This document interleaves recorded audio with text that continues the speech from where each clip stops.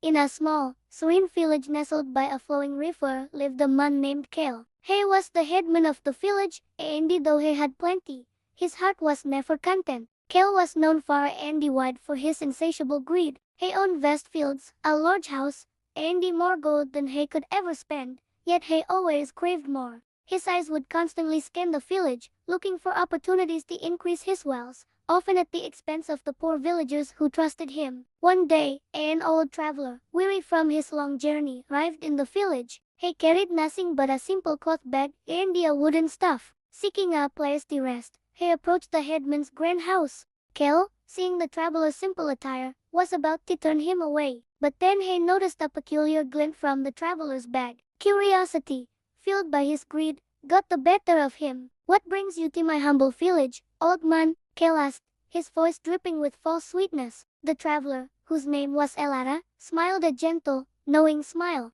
"I seek only a place to rest for the night and a simple meal. In return, I can offer you a story and perhaps something more." Kyle's ears perked up at the mention of something more. He immediately invited Elara inside, offering him the finest food and drink, all the while his mind racing with thoughts of what treasure the old man might possess. After the meal, Elara began his story. He spoke of a hidden cave deep in the mountains, a place filled with unimaginable treasures, diamonds as large as fists, rivers of molten gold, and walls encrusted with precious gems. "But there is a catch," Elara sighed, his eyes twinkling. "The cave is guarded by a magical force. It allows anyone to take as much as they can carry, but they must leave before the sun sets. If they are still inside when the last ray of light disappears, the entrance seals forever, trapping them within." Kyle's heart pounded in his chest. This was the opportunity he had been waiting for his entire life. He listened intently as Elara described the path to the cave, memorizing every landmark and detail.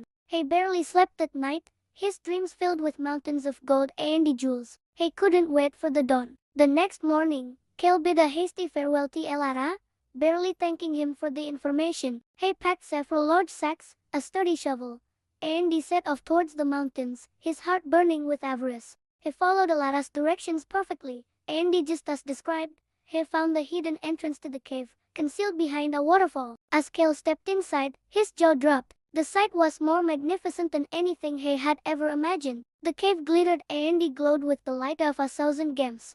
Gold coins were piled up in huge mounds, and rubies and sapphires lay scattered on the floor like common pebbles. For a moment, he was frozen in awe. But then, his greed took over. He began to frantically stuff his sacks with gold and jewels. He shoveled heaps of coins, picked up the largest diamonds, and pried emeralds from the walls. The sacks grew heavier and heavier, but it was never enough. "Just one more," he would mutter to himself. "Just one more handful." He was so engrossed in his treasure gathering that he paid no more attention to the time. He didn't notice the light from the entrance slowly dimming as the sun began its descent. He filled one sack, then another, and another. They were so heavy he could barely drag them. Still, he went back for more, his pockets bulging, his shirt filled with precious stones. He looked at a giant, flawless diamond resting on a pedestal. It was the most beautiful gem he had ever seen. He had to have it. He struggled to lift it, his muscles straining. As he finally hoisted the giant diamond onto his shoulder, he noticed a sudden change.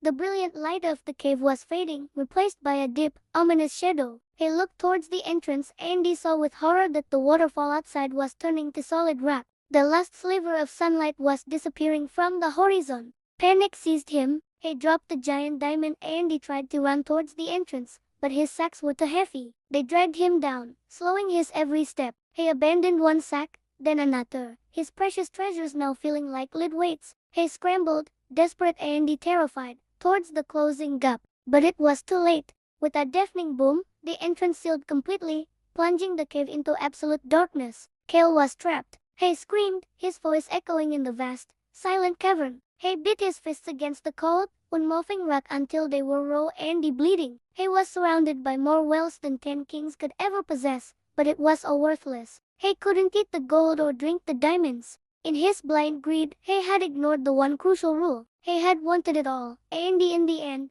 he was left with nothing but darkness and despair. But in the village, life went on. Elara, the old traveler, stayed for a few more days, sharing stories and wisdom with the villagers. He taught them the value of contentment and the joy of sharing. The villagers, Freed from the greedy headman's influence, learned to work together and they support one another. The village became a happier, more prosperous place, not because of gold or jewels, but because of the kindness and the community they built. The story of the greedy headman and the enchanted cave became a legend, a bedtime story told to children for generations. It served as a powerful reminder. True wealth is not found in possessions, but in contentment, kindness, and in the relationships we share with others. Greed, they learned, is a trap that promises everything but ultimately leaves you with nothing. And so, the village thrived, remembering the lesson that the greatest treasure of all is a heart that is content with what it has.